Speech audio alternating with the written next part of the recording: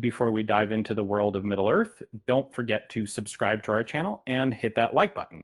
Have you ever wondered who the true mastermind behind the darkness in J.R.R. Tolkien's epic tales is? While Sauron is the main antagonist in The Lord of the Rings, there's a darker figure of even greater power. Morgoth, the original villain of Middle-earth. In the Silmarillion, we're introduced to Morgoth, being of immense power and malevolence who shaped the history of Middle-earth. Unlike Sauron, who is the primary antagonist in The Lord of the Rings, Morgoth's influence on Middle-earth was profound and echoed through the ages. Morgoth was one of the 15 Valar, celestial beings who sculpted the world of Arda.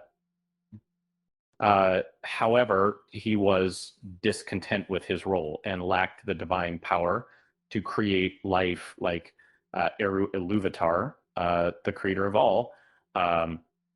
This longing led him to assert his own ideas and disrupt harmony, manifesting in a discordant song that caused strife in Arda from its very inception. Morgoth's transformation into darkness brought about a surge of violence and tyranny. He extinguished the lamps of Arda and the two trees, sowing discord between the Noldor and the Valar. Among other abilities, Morgoth possessed the power to manipulate elements, transform himself, and communicate telepathically with forceful persuasions. In the War of Wrath, Morgoth was defeated and banished to a realm beyond Arda, accessible only through the Doors of Night to the Second Cranes, although he's essentially powerless at present. The remote chance of his return lingers in the farthest reaches of canon. So how are Morgoth and Sauron connected? Initially, Sauron was loyal to Morgoth, but their bond evolved into something more intricate. After their falling out, Morgoth tainted numerous spirits known as Maiar, including Sauron.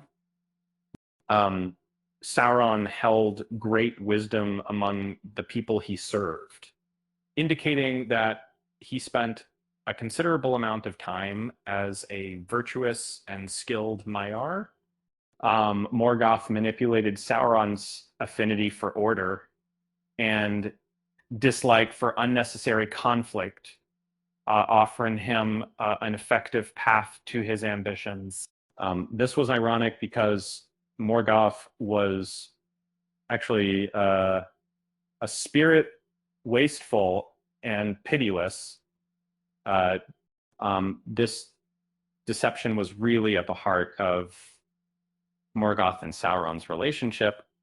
Sauron had adored Morgoth at first, but their goals were very different, and Sauron wanted to rule what Morgoth was happy to ruin. After Morgoth was trapped in the void, Sauron contemplated repentance, but eventually fell back into darkness, declaring himself Morgoth returned in the Third Age of the Lord of the Rings. It's like they say absolute power corrupts, absolutely. And Morgoth and Sauron are the perfect examples of that. With that said, thanks for watching, and until next time.